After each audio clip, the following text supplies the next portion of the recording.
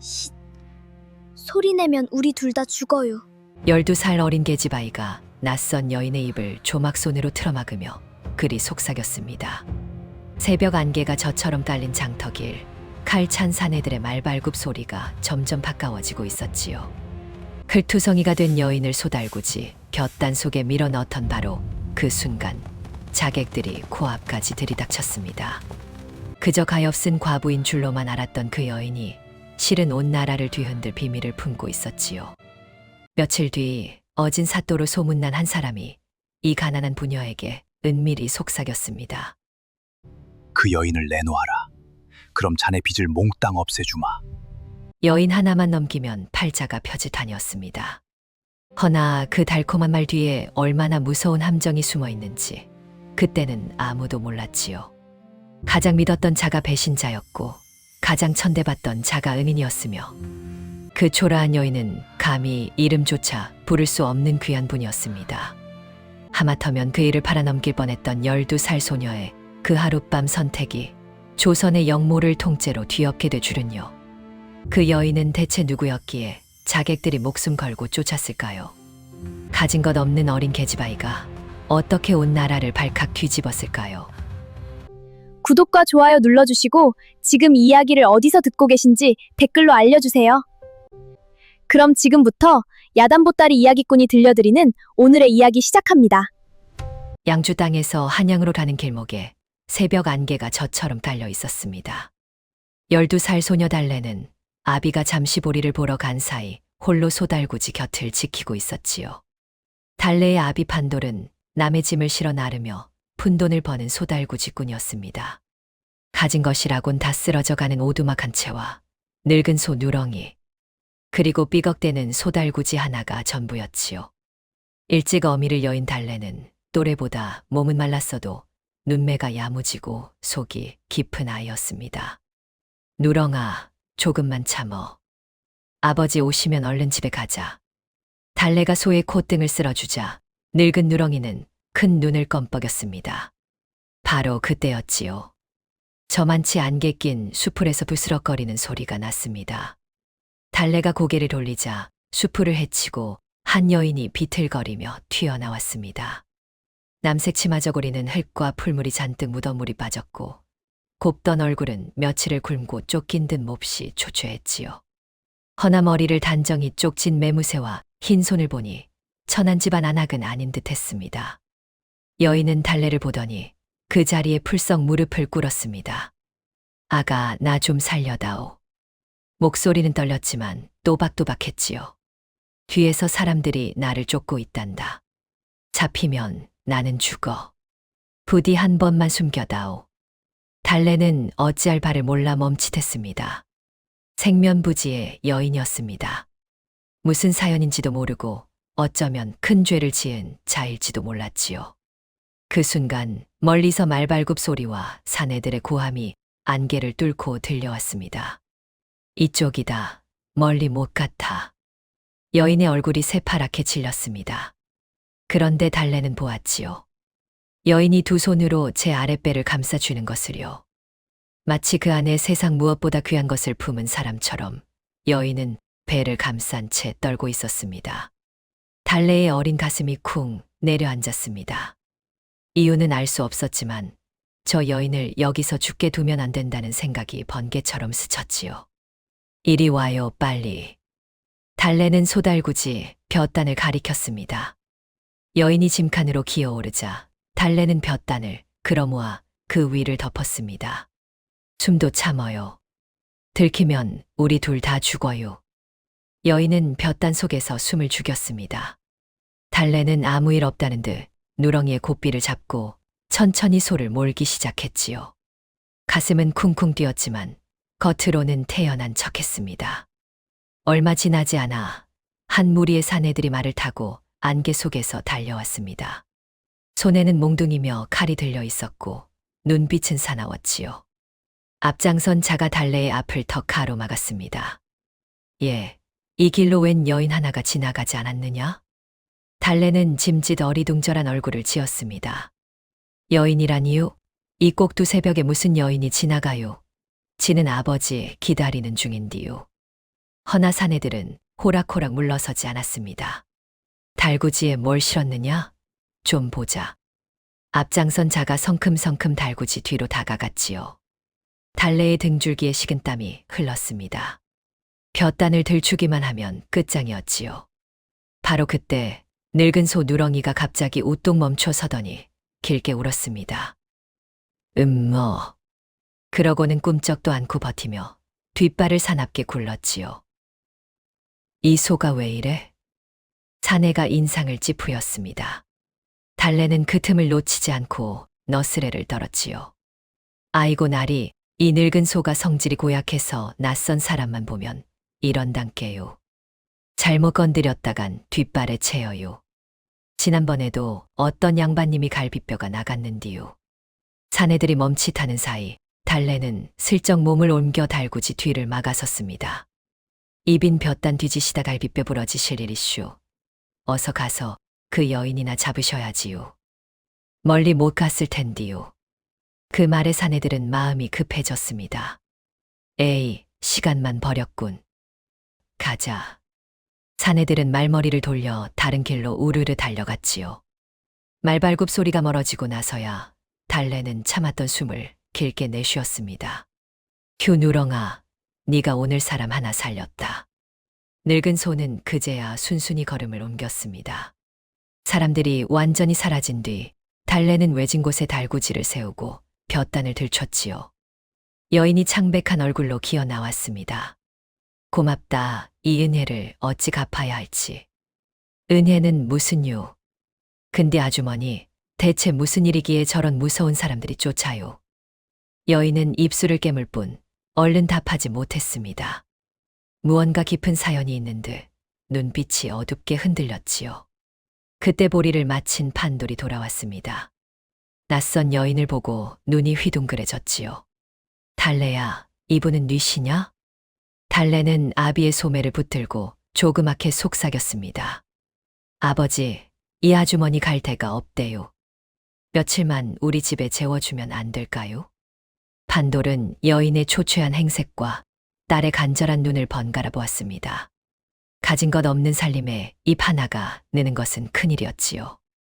허나 사람이 죽게 생긴 것을 길에 버려둘 수는 없었습니다. 누추하지만 우선 우리 집으로 갑시다. 몸부터 추스르시오. 여인은 그 말에 눈시울을 붉혔습니다.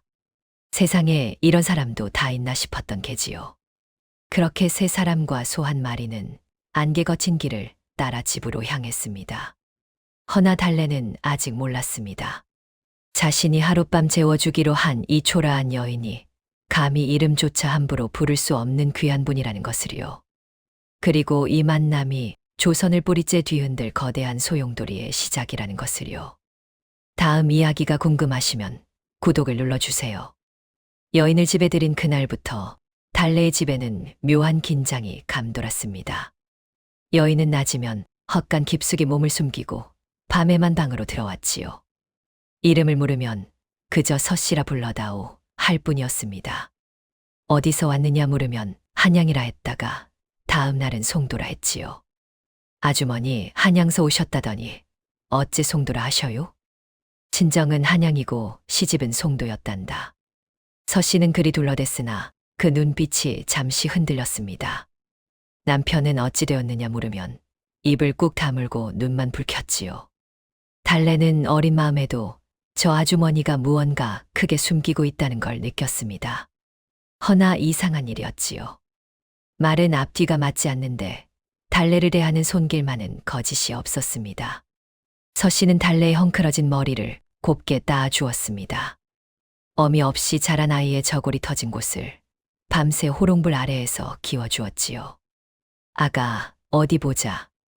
이 솔기가 또 터졌구나. 아주머니 손이 참 곱네요. 달래는 어느새 서씨를 졸졸 따랐습니다.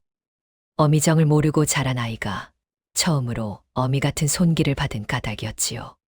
그 모습을 지켜보던 판돌은 마음이 복잡했습니다. 이 여인이 정말 무슨 죄를 지은 것은 아닐까.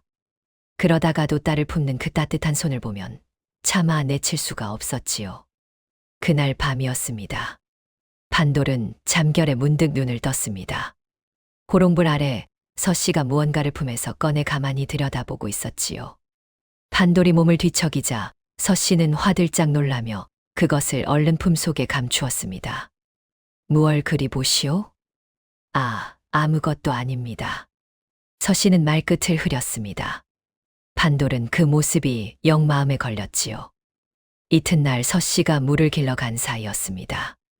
달래는 헛간을 치우다 서씨가 깔고 자던 집더미 밑에서 무언가를 발견했습니다.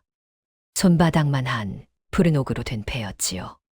달고 달았으되 가난한 집에서는 평생 구경도 못할 귀한 물건이었습니다. 옥패에는 알 수 없는 글자와 무늬가 새겨져 있었지요. 아버지, 이것 좀 보셔요. 아주머니 집더미 밑에 있었는디. 판돌이 옥패를 받아들고는 그만 얼굴빛이 굳었습니다. 이런 것을 지닌 사람이 어찌 해쿠성이로 쫓겨 다닌단 말인가. 바로 그때 물을 길어온 서씨가 방으로 들어서다 그 광경을 보았습니다. 서씨의 얼굴이 새파랗게 질렸지요. 그것을 어디서? 서씨가 달려들어 옥패를 낚아채듯 가슴에 품었습니다. 그 손이 사시나무처럼 떨리고 있었지요. 제발 그것만은 아무에게도 말하지 말아주세요. 여인의 눈에서 굵은 눈물이 뚝뚝 떨어졌습니다. 판돌은 그 절박한 얼굴을 보며 더는 캐묻지 못했지요. 알겠소. 말 못할 사연이면 굳이 묻지 않으리다. 허나 판돌의 가슴 속에는 의심이 안개처럼 피어올랐습니다. 그날 밤 판돌은 잠든 달래의 곁에 누워 천장을 올려다보았지요. 문득 돌아가신 아버지가 떠올랐습니다. 판돌의 아버지 역시 평생 가난한 농부였으나 의로운 일이라면 제 몸을 아끼지 않는 사람이었지요. 숨을 거두던 마지막 밤에도 아버지는 이런 말을 남겼습니다. 판돌아, 사람이 어찌 사는가가 중요한 것이지 무얼 가졌는가가 중요한 게 아니다. 곳간 가득한 자가 굶주린 이웃을 모른 척하면 그게 사람이냐 짐승이냐. 그때는 그 말의 무게를 다 알지 못했지요. 허나 지금 저 쫓기는 여인을 품고 보니 아버지의 말이 새삼 가슴을 눌렀습니다. 아버지, 제가 지금 옳은 일을 하고 있는 겁니까? 판돌은 어둠 속에서 나직이 중얼거렸습니다. 대답은 없었지요. 다만 곁에서 곤히 잠든 달래의 숨소리만이 방 안을 채웠습니다. 이튿날 판돌이 장에 다녀오는 길이었습니다. 마을 어귀가 시끌시끌했지요. 사람들이 관아에서 내부친 방방 앞에 모여 웅성거리고 있었습니다. 이게 무슨 방이래? 수상한 여인을 색출한다는구먼.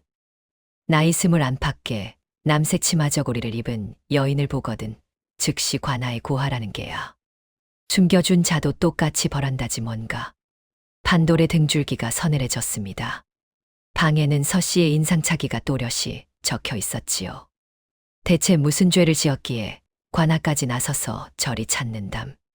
듣자 하니 아주 큰 죄를 지은 여인이라던데. 가까이 안 가는 게 상책이여. 사람들의 수근거림에 판돌은 속이 바짝바짝 타들어갔습니다. 이제는 쫓는 자들이 자객뿐이 아니었지요. 관아까지 온 고을이 서씨를 찾고 있었던 것입니다. 집으로 돌아온 판돌은 무거운 얼굴로 서씨 앞에 앉았습니다. 오늘 관아에서 색출방이 나붙었소. 그쪽을 찾는 방이었소. 서씨의 낯빛이 하얗게 질렸습니다. 저 때문에 이 집까지 위험에 빠뜨렸군요. 저는 곧 떠나겠습니다. 서씨가 자리에서 일어서려 하자 뜻밖에도 달래가 그 치맛자락을 붙들었습니다. 안 돼요, 아주머니. 지금 나가면 잡혀 죽어요. 달래의 눈에 눈물이 그렁그렁했지요. 판돌은 그 어린 딸을 보고 서씨를 보고 능긴 한숨을 내쉬었습니다. 앉으시오. 이 꼴로 나가면 저 문턱 넘기도 전에 잡힐 텐데. 그게 떠나는 거요. 죽으러 가는 거요. 서씨는 그 말에 눈시울을 붉혔습니다. 허나 이것 하나만은 말해주시오. 판돌의 목소리가 낮게 가라앉았지요. 그쪽이 품은 그 옥패, 그게 대체 무엇이오? 어째서 온 고을이 목숨 걸고 그쪽을 쫓는 거요? 서씨는 한참을 망설였습니다. 그러더니 떨리는 손으로 품속의 옥패를 꺼내 들었지요. 이것은 제 지아비가 목숨과 바꾼 물건입니다. 제 지아비는 나라의 큰 비리를 알아챈 죄로 도적의 손에 죽임을 당했습니다. 판돌의 눈이 크게 흔들렸습니다.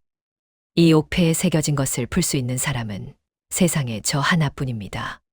저들이 이토록 저를 죽이려 드는 것도 바로 이것 때문이지요. 서씨의 목소리는 떨렸으나 그 눈빛만은 서늘하게 빛났습니다. 허나 판돌은 아직 몰랐습니다. 서씨가 지금 꺼낸 이 이야기조차 진실의 절반에 지나지 않는다는 것을요. 그리고 저 옥패가 가리키는 자의 정체가 밝혀지는 날, 이 조용한 오두막이 조선을 뒤흔들 폭풍의 한복판에 서게 되리라는 것을요. 서씨의 고백을 듣고도 판돌의 의심은 쉬이 가시지 않았습니다. 죽은 지압이, 나라의 비리, 목숨과 바꾼 옥패. 이야기는 그럴듯했으나 증거라고는 읽지도 못하는 옥패 하나뿐이었지요. 정말 저 여인의 말이 다 참일까? 판돌은 홀로 마당에 앉아 애꿎은 누렁이에게 푸념을 늘어놓았습니다. 혹여 저 여인이 죄를 짓고 나를 방패 삼는 것이라면 어쩐단 말이냐. 그런 의심이 밤마다 판돌의 가슴을 갉아먹었지요.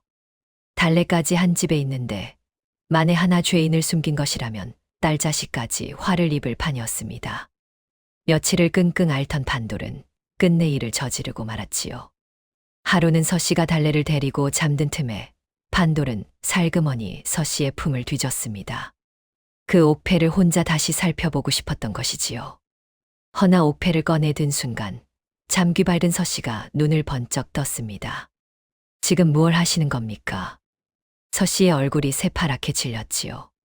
옥패를 쥔 판돌의 손과 서씨의 눈이 허공에서 마주쳤습니다. 미안하오. 허나 그쪽도 내 입장을 생각해 보시오. 판돌의 목소리가 떨렸습니다. 읽지도 못하는 물건 하나 믿고 내 딸까지 위험에 빠뜨리고 있단 말이오. 서씨는 한참을 말없이 판돌을 바라보았습니다. 그러더니 떨리는 손으로 옥패를 다시 받아 가슴에 품었지요. 제가 거짓을 구하는 것이라면 어찌 이것을 목숨처럼 지고 다니겠습니까? 조금만 더 저를 믿어 주십시오. 판돌은 더는 아무 말도 하지 못했습니다. 의심은 풀리지도 더 깊어지지도 못한 채 그저 가슴에 얹혀 있을 뿐이었지요. 그 일이 있은 뒤로 두 사람 사이에는 서먹한 기운이 감돌았습니다. 바로 그 무렵이었지요. 판돌이 장에서 짐을 부리고 있는데 누군가 슬그머니 곁으로 다가왔습니다. 돌아보니 관아의 아전 박이방이었지요. 마른 몸에 신경질적인 눈매를 한 사내였습니다. 판돌은 흠치 굳었습니다. 색출방을 붙이고 집집마다 뒤지던 바로 그 관아의 아전이었으니까요. 이방나리, 어인 일이십니까? 쉿. 목소리 낮추게. 박이방은 주위를 살피더니 은근한 목소리로 속삭였습니다. 실은 자네에게 긴히 할 말이 있어 왔네. 자네 그 여인을 숨겨주고 있지? 판돌의 등에 식은땀이 흘렀습니다. 아니, 놀라지 말게. 고발하러 온 게 아니야. 무슨 말씀을. 네, 다 아네. 한데 말이야, 나도 이 관아 꼬락서니가 영 맞득자는 사람이야. 박이방은 한숨을 푹 쉬며 말을 이었지요. 백성을 골리는 그 작태, 나라고 모르겠나. 다만 나야 힘없는 아전이니 입 다물고 시키는 대로 할 뿐이지. 한데 자네가 그 여인을 지킨다 하니 내 마음이 동했네. 누군가는 썩은 무리를 쳐야 하지 않겠나. 박이방의 말은 더없이 진실해 보였습니다. 판돌은 귀가 솔깃했지요. 관아 안에 한 사람이라도 제 편이 있다면 이 막막한 싸움에 큰 힘이 될 터였습니다. 이방 날이 정말이십니까? 정말 저희를 도와주시겠습니까? 돕다마다. 한데 내가 도우려면 자네 쪽 사정을 알아야 하지 않겠나. 박이방의 눈이 가늘게 빛났습니다. 그 여인이 가진 게 정확히 무엇인가? 옥패라던가 또 지금 어디까지 일을 풀어놓았는지 내게 소상히 일러주게. 그래야 내가 관아 안에서 손을 써볼 게 아닌가. 판돌은 지푸라기라도 잡는 심정으로 그간의 일을 털어놓고 말았습니다. 옥패에 새겨진 글자를 서심하니 풀 수 있다는 것. 그 글자를 풀면 나라의 큰 비리가 드러난다는 것까지요. 박이방은 고개를 끄덕이며 판돌의 말을 하나하나 새겨들었습니다. 잘했네, 잘했어. 내 이 일을 꼭 돕겠네. 조만간 또 연통할 터이니 그때까지 몸 조심하게. 박이방은 그리 말하고는 총총히 사라졌지요. 판돌은 처음으로 든든한 누군가를 얻은 듯하여 발걸음이 가벼웠습니다. 허나 그것이 얼마나 큰 착각이었는지 판돌은 아직 알지 못했지요. 박이방의 그 비굴한 눈매 속에 무엇이 감춰져 있는지를 말입니다. 한편 그 시각 황부잣집 깊은 사랑방에서는 은밀한 일이 벌어지고 있었습니다. 고을 제1의 부호 방진사가 누군가와 마주 앉아 술잔을 기울이고 있었지요. 그 계집을 아직도 못 잡았단 말이오. 어둠에 가려 얼굴이 보이지 않는 그 사람의 목소리는 낮고 서늘했습니다. 송구합니다. 한데 그 계집이 이 고을 어딘가에 숨어 있는 것만은 분명합니다. 방진사가 굽실거리며 답했지요.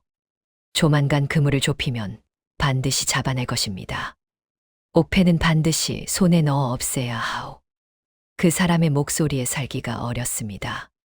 그것이 한양에 닿는 날에는 우리 모두 목이 달아나는 거요. 그 농부놈이 계집을 숨겨주고 있다는 말이 있던데. 예.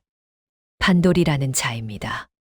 한데 워낙 능청을 떨어 증거를 못 잡았습니다. 증거가 무엇하오? 그 사람이 차갑게 웃었지요. 그놈의 약점을 주면 될 일이지. 빚이 있다 했지. 게다가 어린 딸 자식이 있다며. 사람이란 제 새끼 앞에서는 한없이 약해지는 법이오. 어둠 속에서 그 사람의 입꼬리가 서늘하게 올라갔습니다. 판도를 향한 음흉한 그물이 소리 없이 조여오고 있었지요. 바로 그 다음 날이었습니다. 판돌의 집에서 뜻밖의 일이 벌어졌습니다. 달래가 사라진 것입니다. 달래야, 달래야, 어디 있느냐? 판돌은 온 마을을 미친 듯이 뛰어다녔지요. 허나 어디에서도 달래의 모습은 보이지 않았습니다. 다만 살인문 앞에 달래의 댕기 하나가 툭 떨어져 있을 뿐이었지요. 새빨간 댕기가 흙바닥 위에서 바람에 파르르 떨고 있었습니다. 판돌의 온몸에서 피가 얼어붙는 듯 했습니다. 바로 그때 헛간에서 뛰쳐나온 서씨가 그 댕기를 보고는 얼어붙었지요. 이건 저들이 시작한 겁니다. 서씨의 목소리가 파르르 떨렸습니다. 저들이 아이를 볼모로 잡은 거예요. 판돌은 그제야 깨달았습니다. 박이방에게 털어놓은 그 모든 말이 고스란히 적의 귀로 들어갔다는 것을요. 제가 우군이라 믿고 모든 것을 털어놓은 그 자가 처음부터 적의 끈아풀이었음을요. 제 손으로 제 딸을 사지로 떠민 셈이었습니다. 달래야. 판돌의 절규가 텅 빈 새벽 하늘로 울려 퍼졌지요. 가장 믿었던 자가 배신자였고 가장 지켜야 할 것을 빼앗긴 순간이었습니다. 그리고 이 모든 것이 얼굴 없는 그 자가 짜놓은 덫의 시작에 불과하다는 것을 판돌은 아직 알지 못했습니다. 달래가 사라진 그날 아침 판돌의 집으로 뜻밖의 손님이 찾아왔습니다. 고을 제1의 부호 방진사였지요. 비단 두루마기를 걸치고 하인 여럿을 거느린 채였습니다. 판돌이 그동안 수고가 많았네. 방진사의 얼굴에는 여유로운 미소가 걸려 있었지요. 그 음흉한 웃음을 본 순간 판돌은 직감했습니다. 무언가 단단히 잘못되었다는 것을요. 자네가 그 계집을 숨겨주고 밤마다 고을을 쑤시고 다닌 것. 내 이미 다 알고 있네. 방진사가 한 걸음 다가섰습니다. 옥패를 풀고 있다지. 그것이 한양에 닿으면 큰일 날 사람들이 많거든. 판돌의 얼굴이 새파랗게 질렸지요. 박이방에게 털어놓은 그 모든 말이 고스란히 이자의 귀로 들어간 것이었습니다.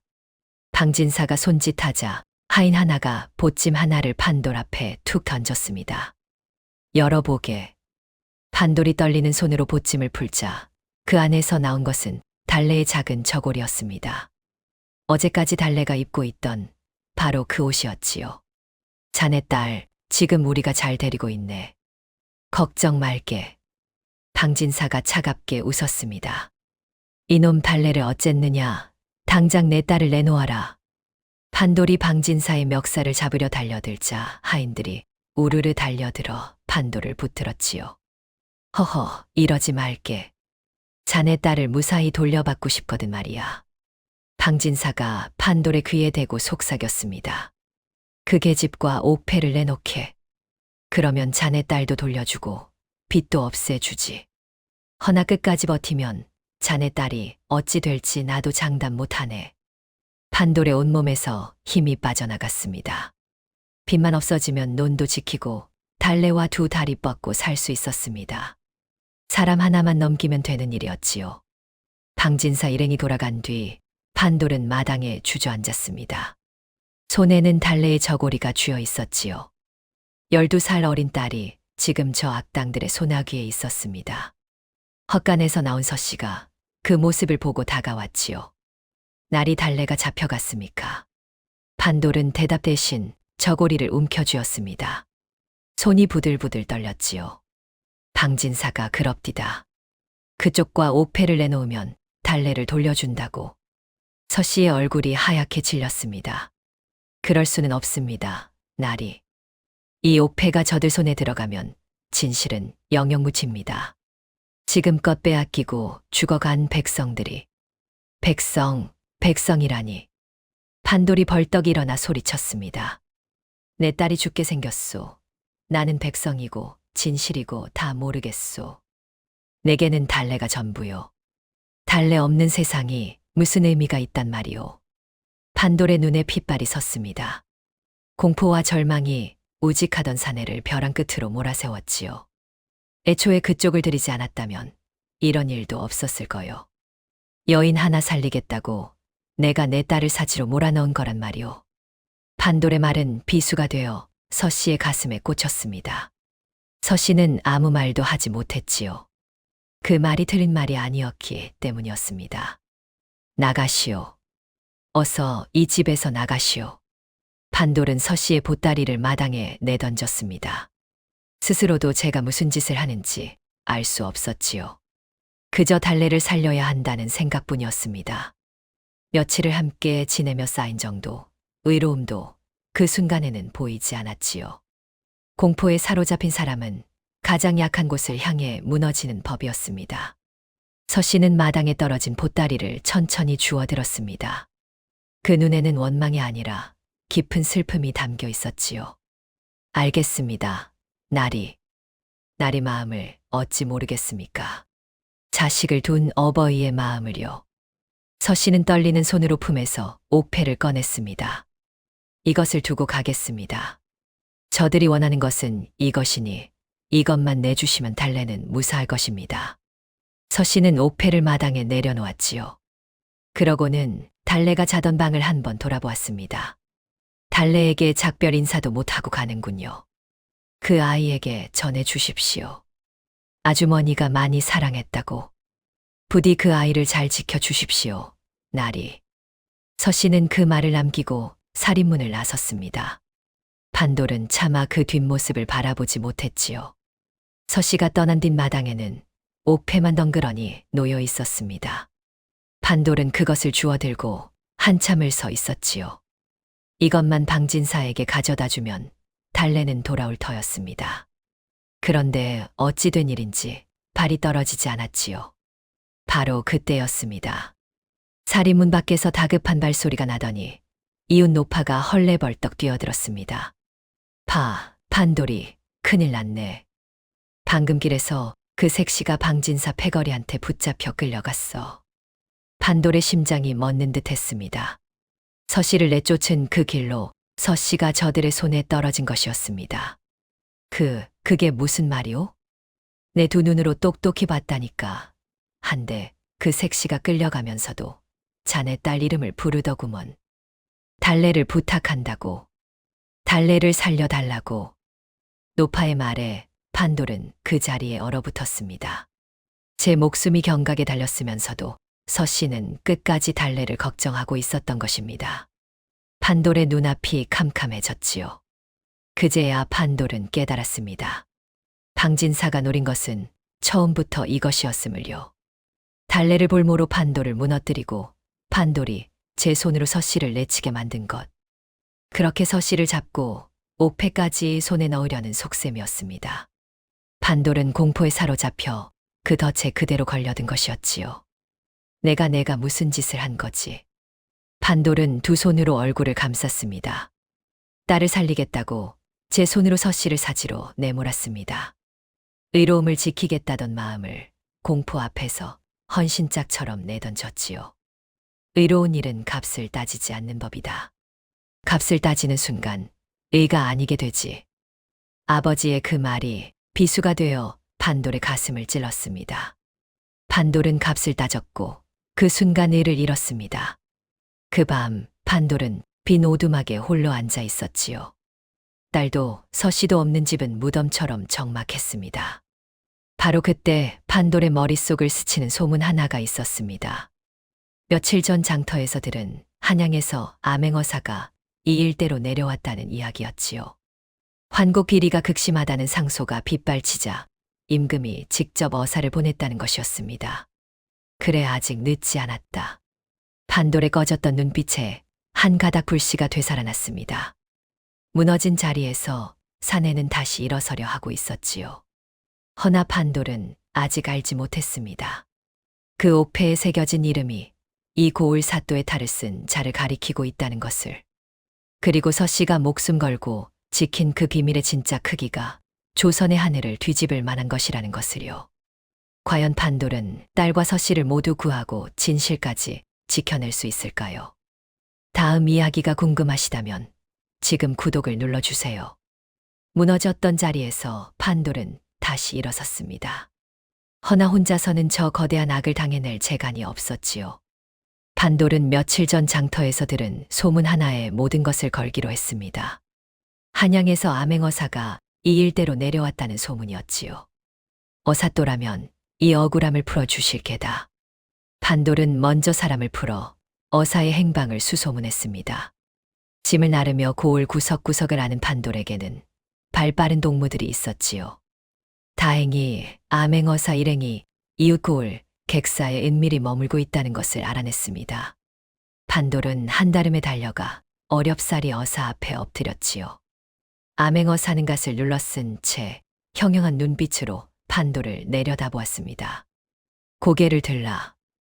내 무슨 사연으로 이 야심한 밤에 나를 찾았느냐. 판돌은 떨리는 목소리로 그간의 일을 모두 아뢰었습니다. 나라의 곡식을 빼돌려 백성을 골린 비리. 그 비리를 캐다 죽임을 당한 서씨의 지아비. 목숨과 바꾼 옥패, 그리고 그 옥패를 노려 서씨와 어린 딸까지 볼모로 잡힌 일까지요. 하면 그 증거가 지금 내 손에 있단 말이냐. 어사가 눈을 빛내며 물었습니다. 예. 비리를 새긴 옥패가 여기 있사옵니다. 판돌이 품에서 옥패를 꺼내다 쳤지요. 허나 이것은 암호로 새겨져 있어 풀 수 있는 사람은 서씨 부인뿐이옵니다. 그 부인이 지금 저들에게 붙잡혀 있사옵니다. 어사는 옥패를 받아 한참을 살펴보더니 고개를 끄덕였습니다. 과연 이것이 사실이라면 보통 일이 아니로구나. 허나 섣불리 움직였다간 인질이 상할 수 있으니 계책을 써야 한다. 암행어사와 판돌은 머리를 맞대고 은밀한 계책을 짰습니다. 가난한 농부와 임금의 어사가 거악을 무너뜨리기 위해 손을 잡은 것이지요. 한데 어사 또 한 가지 걸리는 것이 있사옵니다. 판돌이 조심스레 입을 열었습니다. 옥패가 있어도 저들이 빼돌린 곡식을 어디에 숨겼는지를 잡지 못하면 저들은 잡아떼지 않겠사옵니까? 어사의 눈빛이 깊어졌지요. 옳은 말이다. 움직일 수 없는 증거, 곧 빼돌린 곡식이 쌓인 현장을 잡아야 한다. 그것만 찾아낸다면 저들은 빠져나갈 구멍이 없느니라. 집으로 돌아온 판돌은 그날 밤부터 고을을 돌기 시작했습니다. 달구지에 짐을 나르는 척하며 곡식 실은 수레가 어디서 나와 어디로 가는지를 살폈지요. 며칠을 헛걸음했으나 판돌은 포기하지 않았습니다.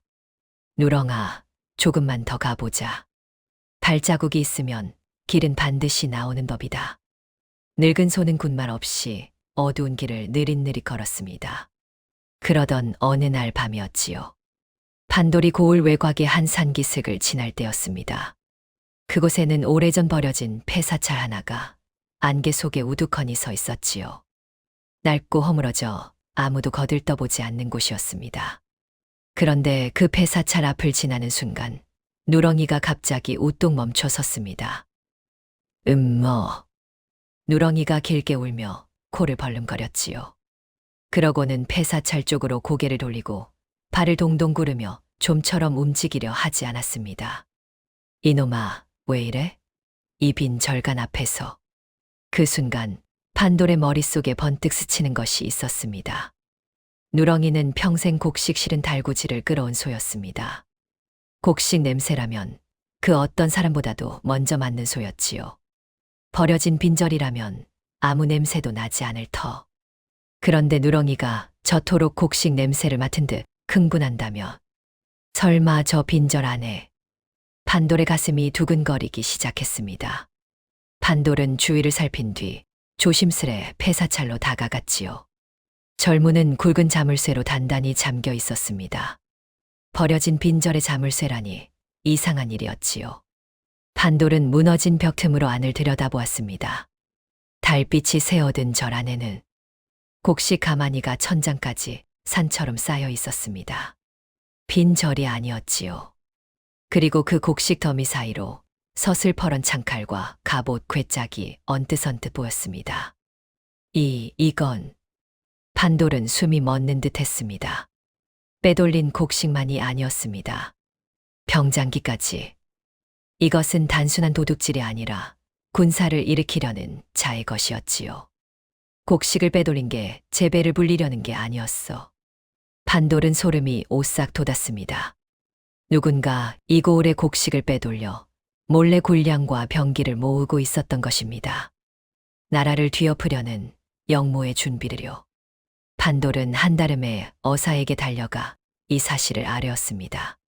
어사의 얼굴빛이 무섭게 굳었지요. 곡식의 병장기까지라 이는 한나고울 부호가 벌일 수 있는 일이 아니다. 그 위에 반드시 더 큰 자가 있느니라. 바로 그때 밤을 새워 옥패를 살피던 어사의 종사관이 무언가를 발견했습니다. 옥패 뒷면 닳아 흐려진 인장 자국 하나였지요. 어사가 그 인장을 등불에 비추어 보더니 안색이 대번에 변했습니다. 이 인장은? 판돌이 다급히 물었습니다. 어사 또 그것이 누구의 것이옵니까? 어사는 한동안 말을 잇지 못했습니다. 그러더니 나직이 입을 열었지요. 이 고을에서 어질기로 소문난 사토. 홍현감의 것이다. 판돌의 눈앞이 하얗게 변했습니다. 흉년이면 곳간을 여러 곡식을 나누고 송사를 공평히 가린다 하여 온 고을이 우러르던 그 어진 사또. 판돌 자신도 어려운 일이 있을 때면 찾아가 의지하던 바로 그 사람이었지요. 그 어진 사또가 백성을 도탄에 빠뜨린 영모의 몸통이었던 것입니다. 어진 얼굴에 탈을 쓴 채 뒤에서 모든 곡식을 빼돌리고 병기를 모으고 있었던 것이지요. 그럴 리가. 그 어른이. 판돌은 그 자리에 얼어붙었습니다. 허나 판돌은 아직 알지 못했습니다. 그 홍연감조차 이 거대한 영모의 진짜 우두머리가 아니라는 것을. 그리고 서씨가 목숨 걸고 지킨 그 비밀 속에 한 나라의 다음 임금이 될 핏줄이 걸려 있다는 것을요. 암행어사와 판돌은 밤새 계책을 다듬었습니다. 섣불리 관군을 몰고 갔다간 인질이 먼저 상한다. 어사의 목소리는 낮고 단단했지요. 내가 항복하는 척 저들의 소굴로 들어가거라. 옥패를 미끼로 딸과 부인을 한자리에 모으는 게야. 그리고 내가 신호를 보내는 순간 매복한 내 군사들이 들이친다. 판돌의 손끝이 떨렸습니다. 호랑이 굴로 제 발로 걸어 들어가는 일이었지요. 신호는 무엇으로 하옵니까? 내 품에 이것을 지녀라. 어사가 건넨 것은 판돌 아버지의 낡은 홈이었습니다. 저들 앞에서 이 호미를 높이 치켜드는 순간 그것이 신호다. 담을 넘어 군사가 쏟아질 것이니 그때까지 무슨 일이 있어도 침착해야 한다. 판돌은 호미를 품에 깊이 넣었습니다. 죽은 아버지가 마지막 길에 함께 가는 듯 했지요. 이튿날 판돌은 홀로 방진사의 집을 찾아갔습니다. 방진사 어른, 제가 졌습니다. 판돌은 마당에 무릎을 꿇었지요. 옥패를 가져왔으니 부디 제 딸과 그 여인을 돌려주십시오. 판돌이 품에서 옥패를 꺼내 보이자 방진사의 눈이 번뜩였습니다. 진작 그럴 것이지. 미련한 놈 같으니. 방진사가 흡족하게 웃었지요. 좋다. 그 물건을 이리 내놓아라. 물건은 드리겠으나 제 딸과 여인을 먼저 보여주십시오. 무사한 것을 확인해야 드리지 않겠습니까? 방진사는 잠시 판도를 노려보다 피식 웃었습니다. 주들 자리에 와서도 흥정이라. 좋다, 따라오너라. 판돌은 방진사를 따라 안채 깊숙한 곳으로 들어갔지요. 그곳 광에는 달래와 서씨가 오라에 묶인 채 갇혀 있었습니다. 아버지, 달래가 판돌을 보고 울음을 터뜨렸지요. 머리는 산발이 되고 뺨에는 흙이 묻었으나 다행히 크게 다친 데는 없어 보였습니다. 달래야, 오냐 오냐. 아비가 왔다. 판돌의 눈에서 뜨거운 것이 솟구쳤지요. 그 옆에서 서씨도 초췌한 얼굴로 판돌을 바라보았습니다. 두 사람의 눈이 마주쳤지요. 말은 없었으나 서씨의 눈빛이 조용히 말하고 있었습니다. 와 주셨군요. 판돌은 가만히 고개를 끄덕였습니다. 미안하오. 이번엔 반드시 지키리다. 바로 그때였습니다. 광문이 열리며 뜻밖의 인물이 들어섰지요. 비단 관복을 차려입은 이고을의 사또 홍현감이었습니다. 어질기로 소문난 그 인자한 얼굴이 지금은 서리발처럼 차가웠지요. 오, 판돌이. 제 발로 걸어 들어왔구나. 판돌은 온몸이 얼어붙었습니다. 사또 나리께서 어찌 이런 곳에. 어찌라니. 이 모든 일이 다 네 뜻인 줄 알고. 홍현감이 서늘하게 웃었지요. 판돌은 그제야 어사의 말이 사실임을 두 눈으로 확인했습니다. 백성이 우러르던 어진 사또의 탈 뒤에 이토록 무서운 얼굴이 숨어 있었던 것입니다. 자, 옥패를 이리 내놓아라. 홍현감이 손을 내밀었습니다. 판돌의 손이 품속 호미의 자루를 슬며시 감쌌지요. 지금이었습니다. 이 호미를 치켜드는 순간 담을 넘어 어사의 군사가 쏟아질 터. 판돌은 숨을 깊이 들이켰습니다. 바로 그 찰나였지요. 문 밖에서 다급한 발소리와 함께 바기방이 뛰어들었습니다. 날이 큰일 났습니다. 관아 밖에 수상한 자들이. 홍현감의 눈매가 가늘어졌습니다. 수상한 자들? 판돌의 심장이 철렁 내려앉았지요. 혹여 매복이 들킨 것인가. 이대로 호미를 들었다간 군사가 당도하기도 전에 달래와 서씨가 먼저 화를 입을 판이었습니다. 판돌은 호미 자루를 쥔 손을 차마 들어 올리지 못했지요. 그런데 그 순간 판돌은 이상한 것을 보았습니다. 뛰어든 바기방이 판돌을 향해 아주 잠깐 눈을 찡긋해 보인 것이었습니다. 마치 아직이요 하고 말하듯이. 배신자라 여겼던 그 자의 눈빛에 판돌이 알 수 없는 무언가가 스쳤지요. 날이 아무래도 밖을 살펴보셔야 할 듯합니다. 잠시 나와 보시지요. 바기방이 홍현감을 재촉했습니다. 홍현감은 못마땅한 얼굴로 판돌과 옥패를 번갈아 보았지요. 이놈들을 단단히 지켜라. 내 잠시 나갔다 오마. 홍현감이 방진사와 함께 광을 나섰습니다. 광 안에 판돌과 묶인 두 사람, 그리고 바기방만이 남았지요. 바로 그때 바기방이 재빨리 문을 닫고는 판돌에게 다가왔습니다. 그러고는 품에서 작은 칼을 꺼냈지요. 판돌은 흠친 몸을 굳혔습니다. 이자가 결국 우리를 해치려는 것인가. 허나 바기방의 칼은 판돌이 아니라 서씨를 묶은 오랏줄로 향했습니다. 서두르시오. 시간이 없소. 바기방이 나직이 속삭였지요. 나는 저 홍현감의 개가 아니오. 판돌은 그 말에 그 자리에 얼어붙고 말았습니다. 배신자라 굳게 믿었던 자가 지금 오랏줄을 끊고 있었지요. 대체 이 바기방은 누구의 사람이란 말입니까? 그리고 단밖에 그 수상한 자들은 과연 어사의 군사일까요? 아니면 판돌이 알지 못하는 또 다른 세력일까요? 운명의 순간이 코앞으로 다가오고 있었습니다. 바기방이 서씨의 오랏줄을 끊으며 다급히 속삭였습니다. 나는 본디 관아의 아전이 아니오. 어사또께서 미리 심어 두신 사람이오. 판돌은 숨이 멎는 듯 했습니다. 배신자라 여겼던 그 자가 처음부터 어사의 눈이었던 것입니다. 자네가 장터에서 내게 털어놓은 것을 나는 홍현감에게 거짓으로 흘렸소. 그래야 저들이 방심하고 한자리에 모일 테니 자네 딸을 지키지 못한 것은 참으로 미안하오. 허나 이제 끝낼 때가 되었소. 박이방이 달래의 오랏줄마저 끊었습니다. 아버지, 달래가 판돌의 품으로 뛰어들었지요. 바로 그때였습니다. 담 밖에서 우렁찬 외침이 천지를 뒤흔들었습니다. 암행어사 출도요. 암행어사 출도요. 굳게 닫혔던 당진사 집 대문이 우지끈 부서지며 관졸들이 물밀듯 쏟아져 들어왔지요.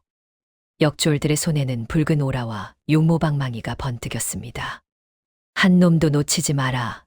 역도들을 모조리 포박하라. 삽시간에 방진사의 집은 아수라장이 되었습니다. 담을 넘던 홍현감이 그 자리에 얼어붙었지요. 어사출도라니. 이게 무슨. 미처 손쓸 새도 없이 홍현감과 방진사는 오라에 묶이고 말았습니다. 마당 한가운데 갓을 벗고 어사의 마패를 높이 든 인물이 위엄 있게 나섰지요. 바로 판돌이 손잡은 그 암행어사였습니다. 홍현감, 어진 사또의 탈을 쓰고 나라의 곡식을 도적질하며 몰래 병장기를 모아 영모를 꾀한 죄. 그 죄가 태산 같도다. 홍현감의 얼굴이 흙빛으로 변했습니다. 허나 이 교활한 자는 끝까지 발버둥을 쳤지요. 억울하옵니다. 한낱 농부와 죄인의 말만 믿고 이 현감을 역도로 모신단 말입니까? 바로 그때 서 씨가 앞으로 나섰습니다. 초췌한 행색이었으나 그 걸음걸이에는 감히 범접할 수 없는 기품이 서려 있었지요. 억울하다. 그럼 이 옥패에 새겨진 것을 내 직접 풀어보이리다. 서 씨가 품에서 옥패를 꺼내 어사 앞에 펼쳤습니다. 이 암호는 지난 3년간 이 고을에서 빼돌린 곡식의 양과 날짜, 그리고 그 곡식을 받아 챙긴 자들의 이름이요. 서 씨의 또랑또랑한 목소리가 마당에 쩌렁쩌렁 울려 퍼졌습니다. 암호가 하나하나 풀려나갈 때마다 홍현감의 얼굴은 사색이 되어 갔지요. 이 옥패 뒷면의 인장은 바로 홍현감 그대의 것. 빼돌린 곡식을 거래한 문서마다 이 인장이 찍혀 있소. 어사가 압수한 거래 문서들을 대조하니 인장은 한치도 다르지 않았습니다. 이제 홍현감은 더 이상 빠져나갈 구멍이 없었지요. 이래도 발뺌을 하겠소. 홍현감은 마침내 털썩 무릎을 꿇었습니다. 허나 진짜 충격은 그 다음이었지요. 궁지에 몰린 홍현감이 살기를 찾아 발악하듯 소리쳤습니다. 소인은 그저 시키는 대로 했을 뿐이옵니다. 이 모든 일을 꾸민 분은 따로 계시옵니다.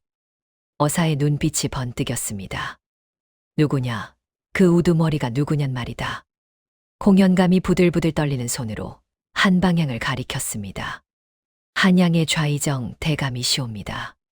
그 순간 좌중이 얼어붙었지요. 1인지야 만인지상 조정의 최고 권신인 좌이정. 그자가 이 모든 영모의 진짜 몸통이었던 것입니다. 빼돌린 곡식으로 병기를 모으고 사병을 길러 이 나라를 통째로 집어삼키려 했던 것이지요. 판돌은 그 어마어마한 진실에 다리가 후들거렸습니다. 일개 고을의 곡식 도둑인 줄 알았던 일이 나라를 뒤엎으려는 대영모였던 것입니다. 바로 그때 지금껏 침묵하던 서 씨가 조용히 입을 열었습니다. 좌이정 그자가 어찌하여 나를 이토록 집요하게 죽이려 했는지 아시오? 서 씨의 눈에서 뜨거운 눈물이 흘러내렸습니다. 내 지아비는 그 좌이정의 영모를 알아채고 고변하려다 목숨을 잃었소. 허나 그자가 나를 죽이려 한 진짜 까닭은 따로 있소. 서 씨가 천천히 제 아랫배에 손을 얹었습니다. 내가 품은 이 아이 때문이오. 좌중이 술렁였지요. 나는 세자 저하의 정실 세자빈이오. 그 한마디에 온 마당이 얼어붙었습니다. 판돌도 달래도 어사마저도 그 자리에서 숨을 삼켰지요. 흙투성이로 소달구지에 숨어있던 그 초라한 여인이 장차 이 나라의 국무가 될 세자빈이었던 것입니다. 좌이정은 세자 저하를 패하고 제 손자를 보위에 앉히려 하였소. 그러려면 세자 저하의 핏줄인 이 아이가 세상에 나와서는 아니 되었던 것이오. 서씨의 목소리가 떨렸습니다. 저들이 쫓은 것은 나 하나가 아니라 이 나라의 다음 임금이 될 핏줄이었소.